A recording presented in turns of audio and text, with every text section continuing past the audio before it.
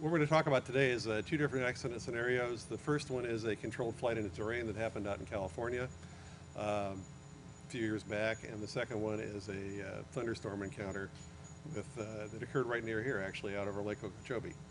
Those are two very common scenarios for accidents I've investigated over the years. We've had numerous weather issues. To start with, the big thing with this is this is a team effort. You've got a pilot and a controller both working together to try to maintain safety. But the important thing to remember is you're the one in the airplane. And the controller has got some skin in the game, but not as much as you do. So you always have to be careful that what they're asking you to do seems reasonable. Overall, they do a very good job. Very few flights end in an accident. Very few flights have any problems at all. But there are those that do. Controllers are human. It's very important. There's a lot of PR, that, oh, you can never make a mistake, that everybody has to be perfect all the time. They try to adhere to that as closely as they can, but it's not something you can really expect all the time. People are going to make mistakes. It happens. Pilots make mistakes. Controllers make mistakes. Occurs all the time. We're all human, and that can affect any aspect of aviation. So I'm a big fan of self-defense. I think the pilot needs to have as much information as they can about the flight before they go, partially just to be familiar with what's going to happen, but also to be able to evaluate the service you're getting from air traffic. If you're talking to a controller and you think something's being told to you that doesn't make sense, you need to speak up. They do make mistakes. Other controllers can make bad data entries. There's a variety of ways things go wrong. There have been cases where they've changed your destination inadvertently, and here you are 200 miles from a destination and they're trying to start you down already. Well, some pilots just go, oh, you want us down to 3,000? Okay, here we go, and they descend, and then they don't realize that, well, they're trying to land you at the wrong airport. So it might be time to kind of raise your hand and go, I'm 150 miles from landing. Do I really need to start down yet? And the answer you get back may be, oops. So they'll figure it out and they'll fix it. But if you don't say something, nobody's going to know there's a problem. So I'm a big fan of that. Look at your route, look at the weather, alternatives you're going to have if things don't work out the way you planned. Make sure you get updates as you go through the flight. Talk to flight service, ask the controllers questions. If you've got a particular concern about the flight, weather, for example, ask a lot of questions. Make sure you get updates. But all the way through, ask yourself, does this seem right? Is this making sense to me? Because the way they're handling you should make sense to you. You should understand what's going on. You should know what to expect, and you should be getting about what you expect. If that little voice in the back of your head starts saying, I don't know what's going on here, then it's time to say, what's going on here? And don't be shy about doing that. The controllers will generally tell you. Sometimes they get a little bit sharp. Don't let that bother you. They're busy, they got other things going on, they may not understand why you're asking. And in fact, in the video I'm about to show you, the controller gets a little sharp with a pilot who it turns out was absolutely right about what he was questioning, but it kind of shut him down. This accident scenario involves a Seminole. There's several of them that are on a training flight. You'll see in the video how it goes, but it's a controlled flight in terrain above San Diego, California. The area out there is quite mountainous. It's not like Florida. There's a lot of terrain around San Diego off to the east that's fairly high. This is a night accident, visual conditions, but it is overcast and there's no moon, so it's pretty dark. They're under the overcast for some of this, and it's going to be pretty dark out there north of San Diego where there's really nobody living. The aircraft is being operated by a pair of commercial students. They're with a flight academy in Arizona. They're on a cross-country training flight. They're both private pilots, multi-rated, both have instrument ratings, but one of them's only got 170 hours and the other one's got about 230. So they're both low time. They're in their training class. They're becoming commercial pilots. The controller, on the other hand, was probably the most senior controller at San Diego Approach at the time. It was SoCal Tracon, but he'd been at San Diego before that. He'd had about 30 years working in that area, so absolutely knew what was going on as far as the terrain, procedures. There's nothing there. He's been around. And he's got an assistant with him too. He's got about 12 years experience. So the controllers are very, very experienced in this whole setup, and they should be able to do this really well. Nonetheless, it ends in a really bad accident. Scenario is the aircraft had been talking to Los Angeles Center. He was just handed off to SoCal. Under those conditions, when you go from one controller to another, typically you're still in the first controller's airspace for a while after you call the second one. When that's the case, they both have to watch you. One of them's got you on frequency, he's talking to you. The other guy has to watch you till you're out of his airspace. So those controllers both have to be aware of what this airplane's doing until he leaves LA Center and enters SoCal. He hasn't done that yet when this starts out. Therefore, both of them are responsible for monitoring the aircraft.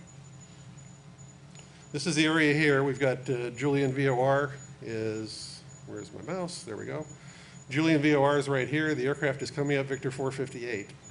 to Julian, then he's going to go over toward Palomar, which is that way. The MEA in the airway here is 7,700 feet. The controllers have another chart that says the minimum altitude in the area is 8,000. So you can use the lower of the two. If you're cleared on the airway, 77 is fine. If you're off the airway, then they have to use 8,000, 87 over here. So this area, what that's telling you, we have 8,000 and 8,700 foot minimum misdemeanor altitudes, is the terrain under there is 6,000 feet-ish. So it's pretty high. And you should know that just by looking at the MEAs. There are cases where an MEA can be high for other reasons than terrain, but typically terrain is the most common one. So that should tell you just by looking at this chart, there's high terrain in the area. It's the aircraft after the crash. You can see he almost hit Julian VOR. That cone up there is the VOR. So he darn near hit it when he crashed. The elevation up there is about 5,600 feet. So as we go through this, listen to the recording, pay attention to what the controller is saying and who he's talking to. There's a lot of communication mistakes. There's not just the one that affects this aircraft. There's a bunch of other ones as well. See if you can pick those up. The other two things you need to watch for are the minimum safe altitude warning. That's what MSAW stands for. Controllers' radar displays have a function on them called MSAW, minimum safe altitude warning. If an aircraft goes below the prescribed altitude for the area, the computer will pick that up. It'll start blinking an alert to warn the controller this guy's too low. It's shown in two different ways. In the center, it's shown as the white data block on the right. You get the MSAW in the lower right corner. In that case, it's telling the controller that there's a minimum safe altitude warning alert on that. That's what the center controller would have seen. He's not talking to the airplane anymore, but it is on his display. The bottom one, where it says LA, is the way that the TRACON controller would have gotten the alert. So LA for him means low altitude. And that's the warning he would have gotten. So you're going to see those two things in this replay. The center data block is going to be at the upper right of the display, and it's just there for information so you know what was going on the other display. The controllers at SoCal would not have seen that. Totally separate system. They would have seen the lower right one. Okay, so we're going to go over and look at that. 2 for the PAR, Miramar and Whiskey. 246, thank you, heading a 060 for the PAR. Maintain 16,000. 260, 16,000 and Whiskey DCA box. SoCal Approach, level 304 Papa Alpha, Whiskey level 8,000. 7034 Papa Alpha, depart Julian, heading 260, intercept the localizer. Depart Julian, heading 260, intercept localizer, 304 Papa Alpha. 70438 Papa Alpha, 3 from ESCOM, cross ESCOM, 3,500 or above, and cleared ILS 24 to Palomar. Okay, clear the ILS 24 into Palomar, and we'll maintain at or above 3,500 till ESCOM. Thank you. 708-438 Papa Alpha, contact Palomar Tower, 118.6, and good evening. Okay, you guys got to talk to me here. 70438 Papa Alpha, contact Palomar Tower. Contact Palomar Tower, 438 Papa Alpha, sir. Thank you very much. Shooter 46, descend to maintain 6,000. 246, Eagle 215, turn left heading 110, back towards the final. 110, Eagle 557, turn to maintain 7,000. Eagle maintain 7,000, 557. 70434 Papa Alpha, turn to maintain 6,000. Heading 8,000 to 6,000 to 434 Papa Alpha. Shooter 46, check prime. Say it again. Shooter 46, what was your question? Shooter 46, disregard my last. Say last altitude. Okay, Shooter 46, maintain 6,000. Shooter 46, down to 6. Slasher 61 and 01 passing 1200 for 11. Slasher 61, so okay, thank you, radar contact.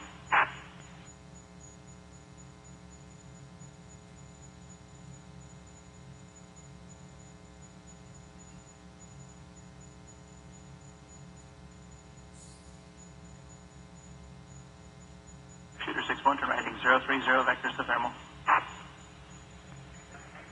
Flasher 61, right turn heading 030 for thermal.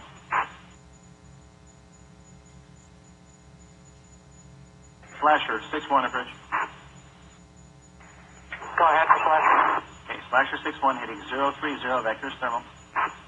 Slasher 030 thermal. SoCal Hawaiian 32, head with you, 1116,000, 415,000. Hawaiian 32, heavy SoCal.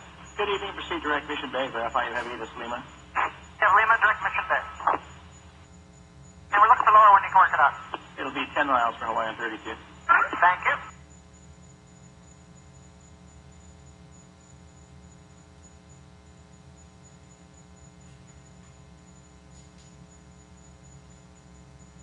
Seven oh four Papa Alpha, set to maintain 5,200. Down to 5,200 for 304 Papa Alpha. 2 Speed Romeo Tango is clear to Montgomery, heading 190, set to maintain 8,000.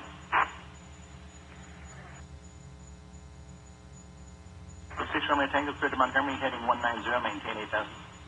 434 Papa Alpha? No. Duke, 6 Romeo Tango, heading 190, maintain 8,000.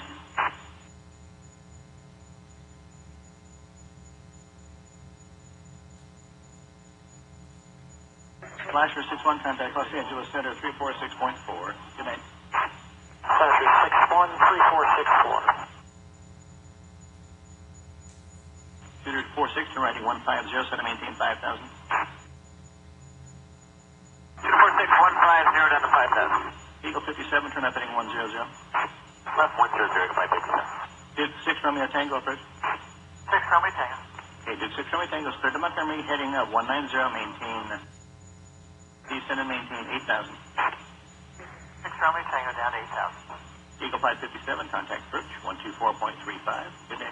2435, flight 57, gate. Just 80859, you're 10 south of French Valley now. Radar service is terminated. Exchange approved, and good night. Thanks for your time. Cessna 80859 manner. Shooter 46, turn righting 180. Right there down to 5,616. Thank you. Departure, Van 62 with you passing 1,000 for 11,000. That 62, SoCal, thank you, radar contact. Van 62.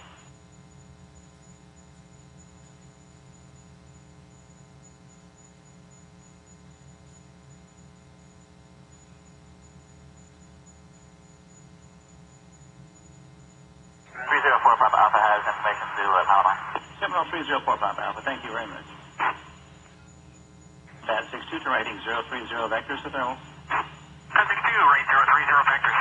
Hawaiian 32 heavy, set to maintain 7,000. 7,000, Hawaiian 32 heavy.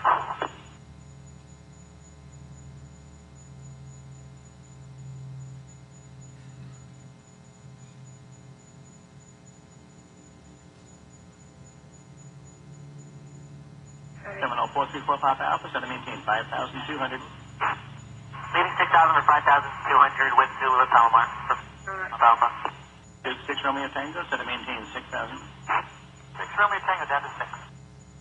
Shooter 46, set to maintain 4,000. 46 down to 4. Cessna 102 Tango Juliet, could you call?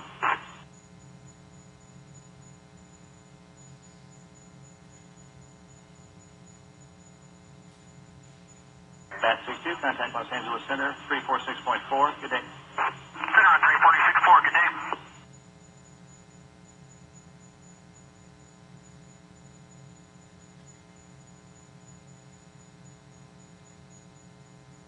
SoCal departure Cessna 2 Tango Juliet is with you, level at 4,000. Cessna 2 Tango Juliet, SoCal, roger. Climb maintain 6,000. Climate 6,000, 2 Tango Juliet. Shooter 46, riding 240. 246, 240.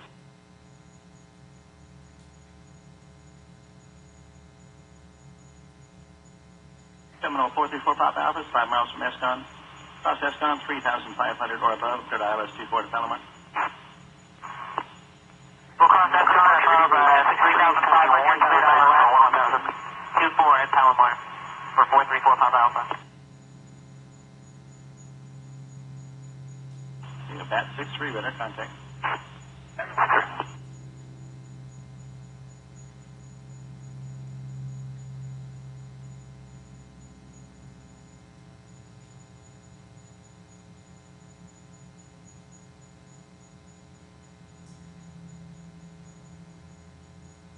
Bat 63, riding 030 vectors to thermal. Bat 63 taking heading. Bat 63 heading 030. Bat 3030. Shooter 46, riding 250, maintain 3,500. 10 miles from the airport, standby GCA. 250 and 3 point.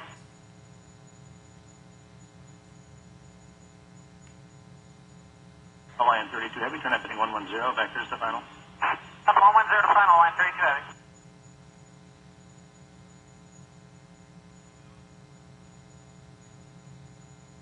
Duke 6 Romeo Tango, set to maintain 5,000, heading 180. 180 down to 5,000, 6 Romeo Tango. Line 32 looking for lower. Hawaiian 32 Heavy, maintain 7,000, contact approach. 124.35, they'll get lower for you, good day. 2435.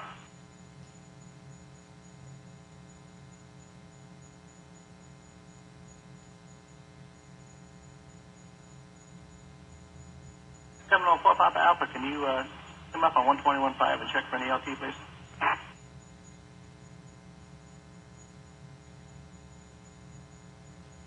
Seminole 304 Papa Alpha, please.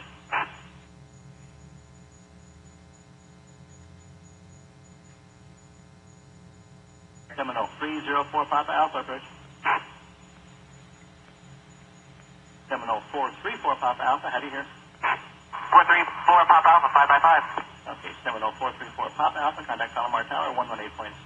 Good evening. Going to Palomar Tower, 118.6 and 434 Papa Alpha, good night.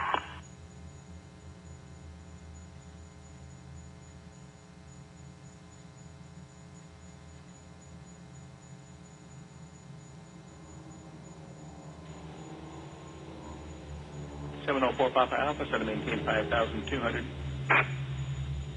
Down to 5,200 for 304 Papa Alpha.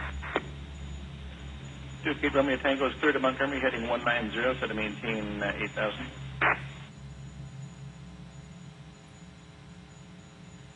Duke 6 Romeo Tango clear to Montgomery, heading 190, maintain 8,000. 434 Papa Alpha? No. Duke 6 Romeo Tango, heading 190, maintain 8,000.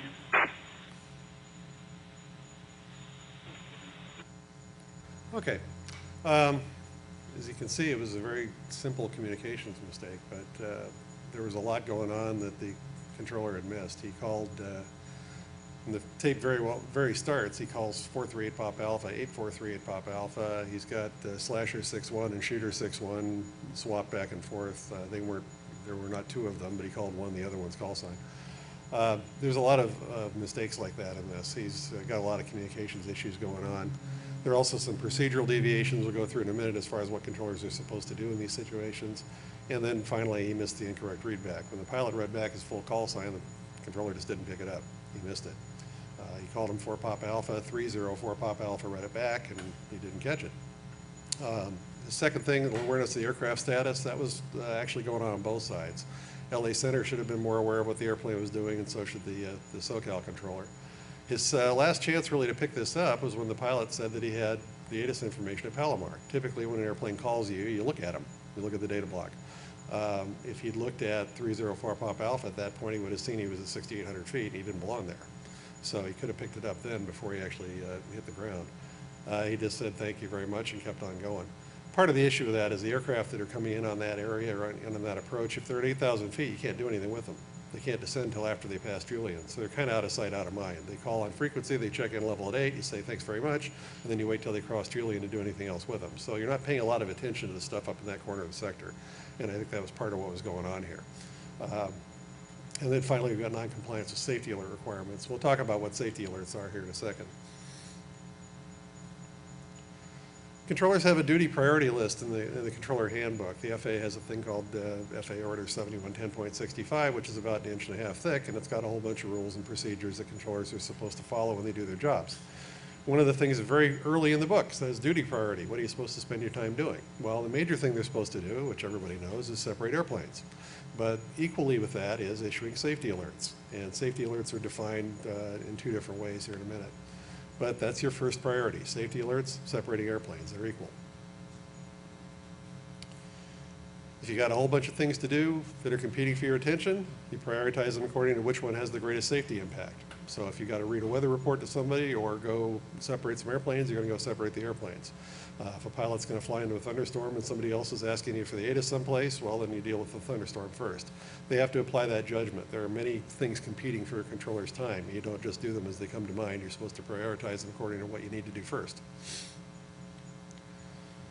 Safety alerts. There are two different versions. One's for traffic, one's for terrain, but this is the terrain one. If issue a safety alert to an aircraft if you're aware that it's in a position or altitude which in your judgment places it in unsafe proximity to terrain. Now, there's a couple of get-out clauses in there. The first one is if you're aware. Now, the SoCal controller on this did not pick up that there was an alert on the aircraft. He really was kind of oblivious to the fact the aircraft was too low. The controller at LA Center, on the other hand, knew there was an MSAW alert going on in the aircraft. It was linking in his data block, and when he dropped the data block, he knew it was there. The in your judgment part then kicks in. Okay, the system's going off, you're getting a warning, you apply some judgment to that. Is this really an unsafe situation, or is it just the warning system getting overly excited? We had a discussion about judgment with the controller involved at LA Center, and he tried to tell us that, well, it's not my judgment, it was an issue. Well, the MEA in the area is 7,700 feet, the MIA is 8,000. Had you ever seen an airplane go below that before? No. Can you think of any reason why they would? No. Okay, then what kind of judgment was being applied here? There really was no reason to think this was okay by looking at it. There was just no expectation that the aircraft would descend there. This is where it really kicks in. Do not assume that because someone else has responsibility for the aircraft that they know the alert's going off. And where this kicks in is when the system went off at LA Center, that controller was really obliged by the directives the FAA gave them to call SoCal and say, hey, I got an alert on this airplane. If he had done that at the time that it went off, which the aircraft was still above 7,000 feet, would have stopped the whole thing. All he had to do was call SoCal and say, hey, where's 304 Papa Alpha going? That phone call would have made the controller look at it. He would have seen, oh, geez, he's too low. We got to call him. Okay, thanks for calling. Get off. Call the airplane. Get him back to 8,000 feet. That would have been the end of it. Would have been fixed. That's why you have these redundancies. Once you recognize that there's an unsafe situation going on, first priority, take care of it. Issue the safety alert. You're not expected to see everything. As we mentioned earlier, controllers are human. You're going to miss stuff. You're not necessarily going to notice everything that's going on all the time. But if you do notice it, you have to take action. And you're supposed to remain vigilant, watch for these sorts of things. One of my favorite little controller things I've observed over the years is, for example, with tower controllers, you don't earn your money by saying clear to land. You earn your money by saying go around. The reason you're there is something's wrong, I need to intervene here. That's where you really earn your money. If everything went well all the time, we wouldn't need them. So the big thing with ATC is you're fixing things that need fixing, taking care of preventing problems, intervening when they occur. And that, in this safety area here, is a major emphasis. That's why it's a top priority. That's one of the first things you're supposed to be there for. So what would cause you to recognize the situation? Well, one of the things they mentioned specifically out of the book is minimum safe altitude warning. When that alert goes off, you need to evaluate it, figure out what's going on. If it's unexpected, which happens when you make a mistake, you get an unexpected warning. That needs to get you sitting up straight and trying to figure out what happened. So in this case, that really didn't occur. But if it does, immediately issue a warning to the pilot, as we mentioned earlier, if they appear to be at an unsafe level. If you're flying and you hear this, that means the controller is concerned about your safety. That's the only reason they put this out. If you get that phraseology there, a low altitude alert with your call sign, check your altitude immediately. They should follow on with an altitude to maintain in the area. They'll tell you what the minimum safe altitude is of the MIA. They're going to give you some indication of where you should be. If you hear that and you're flying along, you need to be concerned, because that means the controller is concerned about your safety, your proximity to the terrain. That is an absolute sit up straight item if you hear that on the radio. Similar sounding call signs gets addressed in the controller handbook as well. These are all instructions to controllers. Use the full identification when you're talking to somebody with similar sounding IDs. Don't abbreviate similar sounding aircraft identifications. Don't cut them short. If you got more than one airplane that sounds about the same, use the full call sign on both of them. If you have that going on in your frequency, you're supposed to tell each pilot. Somebody else on frequency, similar call sign, heads up, be aware, so that they are listening closer for their own call sign and making sure they're not taking a clearance by mistake. This phraseology for this instruction out of the book is for the controllers, or to give to the pilots, but it actually serves as a reminder to the controller. If they follow this, they know, I've told this guy he's similar, I've told this guy he's similar, I've told this guy he's similar. In this case, we've got 3 airplanes that all end in Papa Alpha. We've got 2 of them that are for Papa Alpha. So if he had addressed each of those pilots and told them that, it might have increased his own awareness that, hey, I got to be careful of these guys too. So a lot of the stuff in the handbook is there for situations like this. It's experiences people have had before that did not go well. And they've put information in the controller handbook to try to prevent that. That's why we've got the redundant phone call. If you get an alert, call the other controller. Don't assume he knows about it. If you've got similar call signs, make sure the pilots know about it. The process of reminding them is going to remind you as well. So I'm a big fan of following what's in the book. A lot of this stuff is here for a good reason. In a very short, the same chapter, in fact, of the handbook, they've talked about similar call signs 3 times. Now, the reason they've done that is it's a big deal. Communications cause lots and lots and lots of problems. Altitude bus, runway incursions, anything, they've all been caused at some time or another by a communications issue. So we need to be really careful about that. Get your call sign straight. Use the full call sign. Acknowledge transmissions when you're given them. One of the things that drives controllers absolutely up the wall is when they tell an aircraft to do something and the answer they get back doesn't have a call sign. 24 Papa Alpha, descend and maintain 3000, roger, down to 3. Who was that?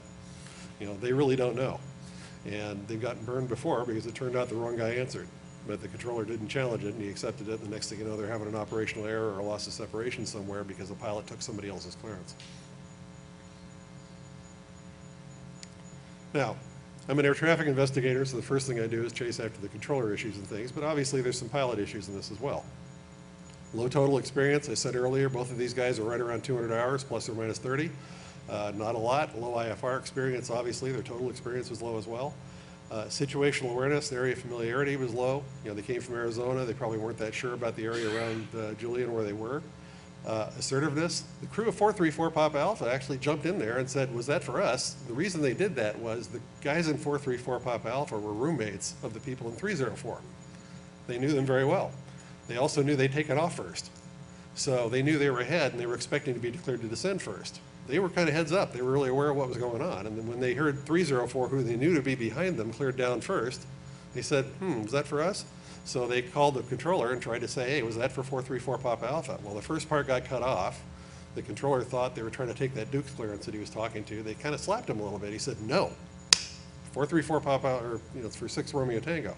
Oh, okay. Well, the 434 Papa Alpha guys are low experience as well. They're not going to argue with the controller. He just slapped him a little bit. Okay, sorry, I didn't mean to say anything. They were absolutely right. They should have said something, and they did. They really tried to fix this, and it didn't work. The controller could have picked that up if he'd been working on it a little harder. He might have said, why are they asking? But he just honestly thought that they were trying to take the other guy's clearance, so he was calling 3 times to try to get him to San Diego. So again, this is the area up there. This is what the IFR chart shows. If you look at the VFR chart for the same area, it's got some interesting information here. First of all, you got the elevation points, 5,700 foot terrain here. Now remember, you're in an airplane who just got cleared to 5,200. This is clearly not going to work if you've looked at the VFR chart for the area and seen what the topography's like. You've got other elevation points on here as well, but they're all pretty high.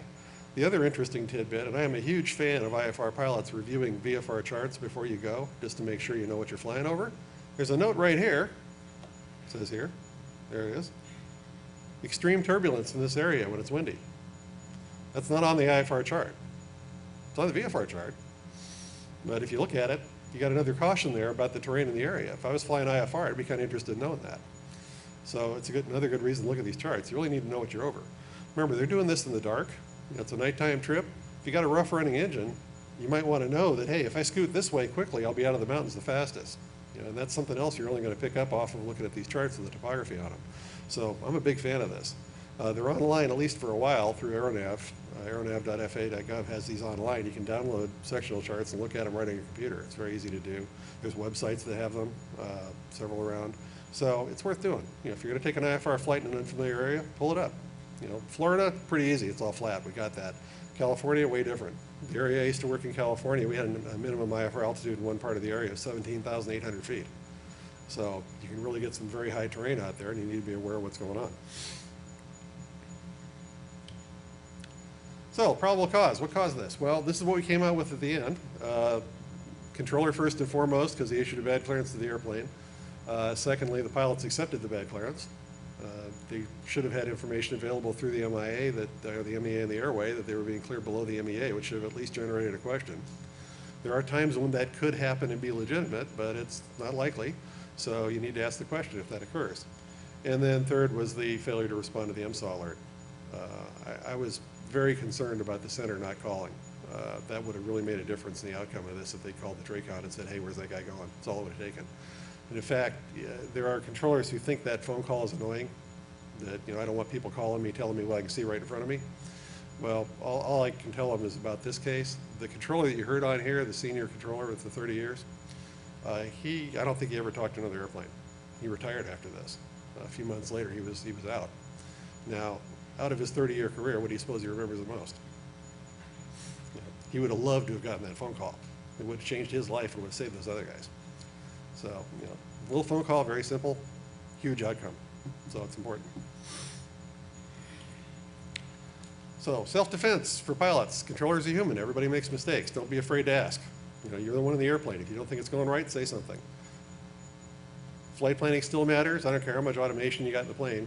You still have to do your flight planning. Look ahead. Don't expect to do it all on the fly as you're buzzing along. If you got a glass cockpit and all that, that's great, but you still need to be aware of what's going on. The flight planning value hasn't gone away since all the automation came in.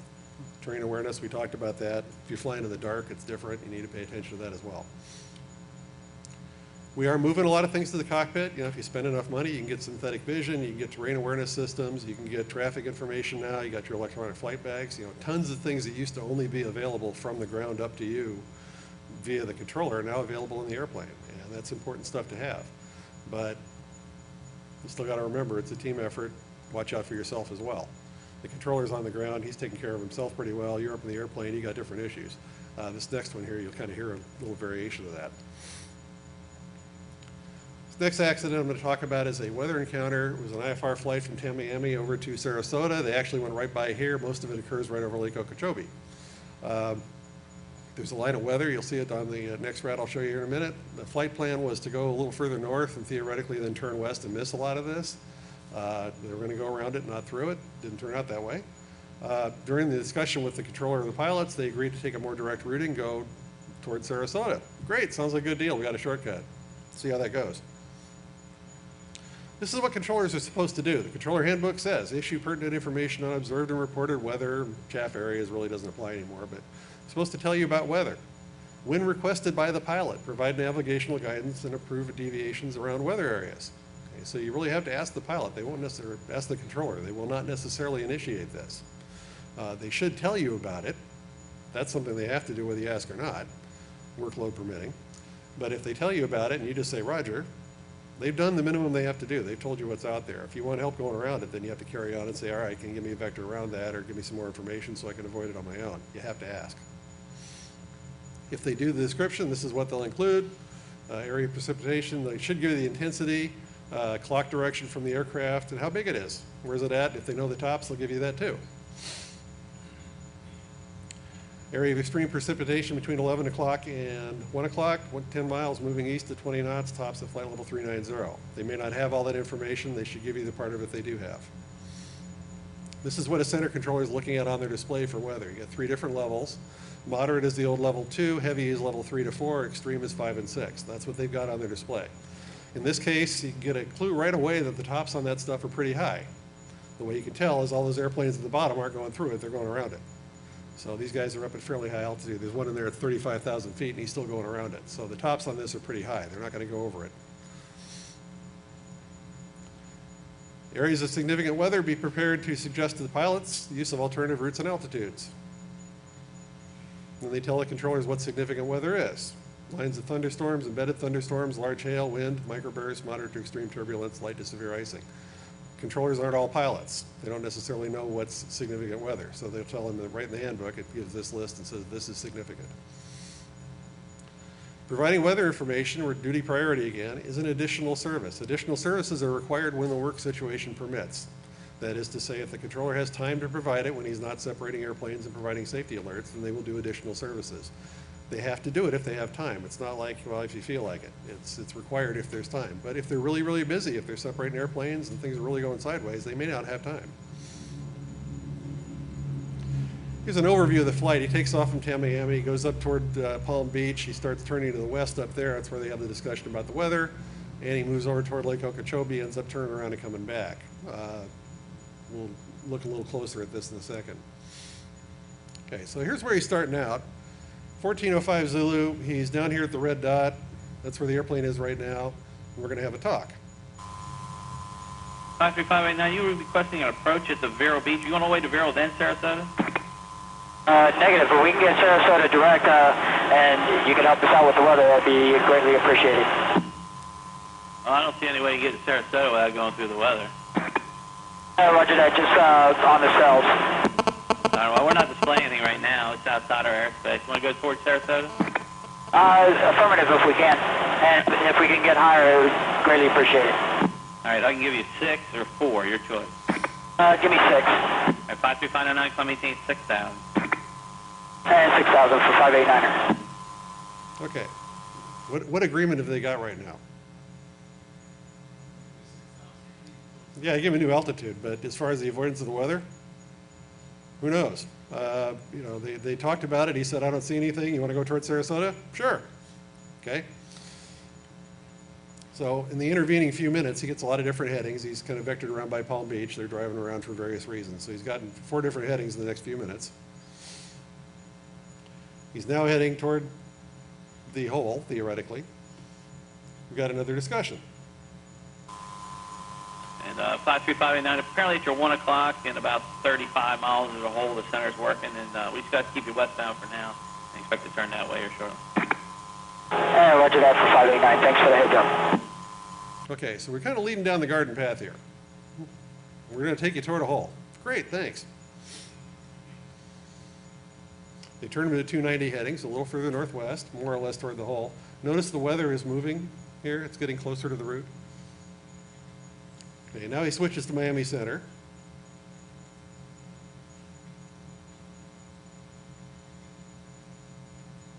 Well, that's interesting. It won't play. Okay. Well, a check-in at this point, he checks on Miami Center, reports level at 8,000 feet. The controller says, great, gives him an altimeter setting. That's it. No discussion of the hole.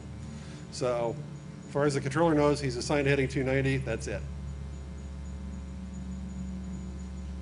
A few minutes later, 1428, a little more discussion. Over 53589, I have deviations permitting proceed direct Sarasota and advise. Roger that. Proceed direct Sarasota, and we'll advise on deviations. Right. Okay, so miscommunication already. The controller is saying, after your deviations, proceed direct Sarasota and advise. The pilot thinks what? You're taking me through a hole. That was the deal he's had. So he thinks he's going through a hole. The controller thinks he's deviating on his own. They get a notion sometimes that you're out there in clear blue sky looking at thunderstorms and driving around them, and they don't realize what you've really got is a gray bag over your head. So they think you're deviating, you may not be. I've heard a lot of controllers do this. They'll just basically put on the pilot, when you're done deviating, let me know. Well, I don't know what I'm deviating around. Sorry, I can't see anything. So, he finally asked about the weather. And center 53589, how's the weather look in front of us? 589er, I'm showing a line of precipitation extends 5 miles along your route of flight. Then you should be clear until you get about 25 southeast of Sarasota. Okay, what did he leave out? 5 miles of what? Yeah, extreme intensity weather. Didn't say a word about it. So the pilot's going, oh, 5 miles? Okay. Now, the reason he's asking, of course, is because you can see what he's getting into. 3 minutes later, he's now kind of wandered around a little bit. Center, I got emergency. Who asked the emergency? Aircraft calling the center, state your emergency and intentions.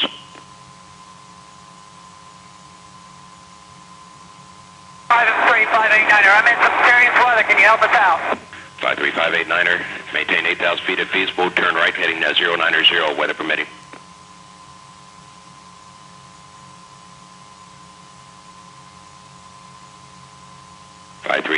Your present position, heading 090 or to the right, 100 degree heading should get you clear of the weather as soon as.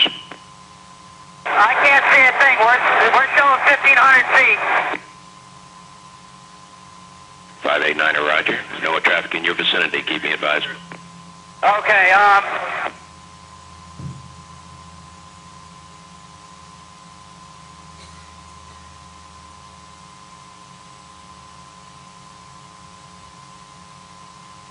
589er, Miami. 589, I'm still with you. Okay. Are you clear of the clouds now? Negative. Roger. If you can, come back to the east, head toward the coastline. About a 090 heading or a 100 degree heading should keep you clear of that precipitation the earliest. Okay, I'm trying. Okay. Here you go. Julius, going to need to go about 20 degrees right for weather. It's your go to the deviations as necessary. Contact Palm Beach approach 124.6. 546, good day.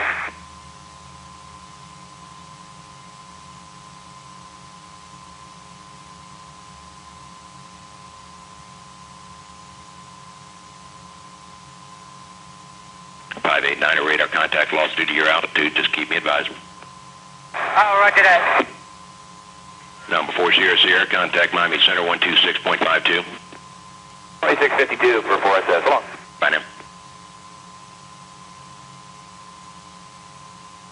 Number 28135, weather permitting, clear direct to the Gilby intersection, then direct to Pompano. Okay, 28135, direct Gilby, direct Pompano. Number 1221 X-ray, descend and maintain 7,000. 1221 X-ray to 7,000, sir. Number 53, cushion number 53589, your radar contact approximately 3 miles northeast of Pokey. Just continue your present heading or slightly to the right of your present heading for another 3 miles and you'll be clear of this line of precipitation. Wind and weather permits, climb maintain 8,000 feet and advise. Oh, roger that. Notice how calm the controller is through this. However, the pilot's still having some problems.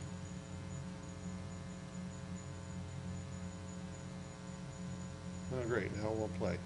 All right, well. No, it's a 172 with nothing. They were just talking to the controller. Okay, the way this ends up, he kind of comes down here to, he ends up at 500 feet and has a little bit of an issue. And when he's talking to the controller, there's a lot of background noise. You can hear a lot of prop noise and things. This one clip won't play, which is unfortunate, but there's a little prop noise in the background, and it sounds kind of noisy in the airplane. Well, the reason it sounds like that is it was really windy inside there. The hinge pins broke on both sides. The window's gone. The flight instructor had a flight bag in the back seat. When they landed, it was gone. It actually got thrown overboard. They were getting bounced around. It took them they were in there for a good 5 to 7 minutes getting bounced around all the way up to the northeast there. From 1437 to about 1442, they were getting bounced around. Finally got spit out the bottom at 500 feet. He checks on later on. He tells the controller he's at 500 feet over the lake. Who called me tells him, okay, we'll climb back up to 8,000. And at that point, the instructor said, no. So they stayed out of the clouds and flew back to Palm Beach in visual conditions below the clouds.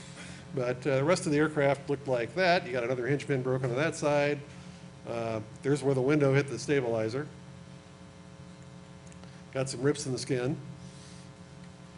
A couple holes. Anyway, the airplane got beat up but good, all from getting bounced around in there.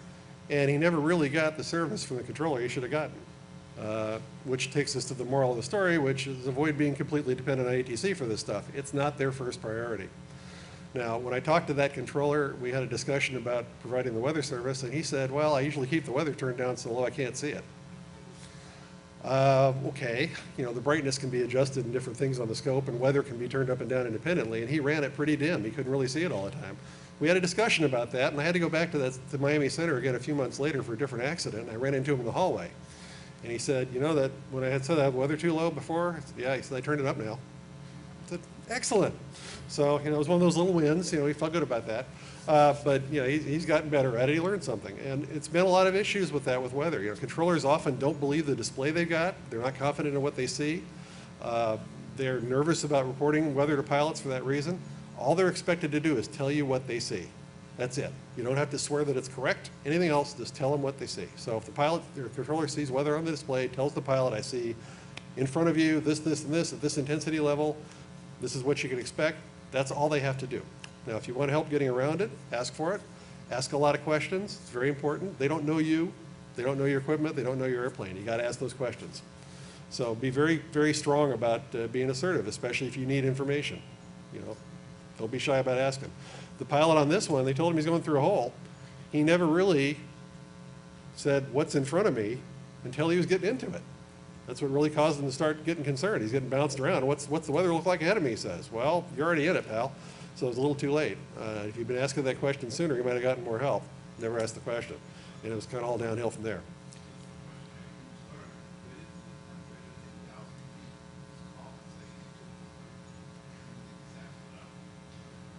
Yeah, the question was, you said the aircraft went in at 8,000 feet and calls back later at 1,500 and was out of control?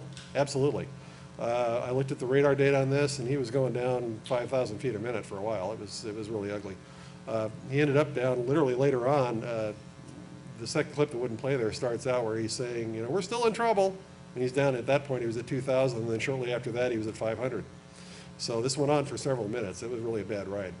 But you're absolutely right. He started out 8 and ended up down at 500 feet eventually. It was really poor. A lot of them don't end that well. This one actually, nobody hurt. You know, the pilots both got out of it okay. The airplane was kind of beat up, but that was it. So as far as weather accidents go, it turned out better than average. We're out of time. I can answer anything you want outside. Our NTSB booth is right out here in the front of the hangar. I'm going to go kind of around, and if anybody has any questions they want to talk about, I'll meet you out there. Other than that, we're all done. Thank you.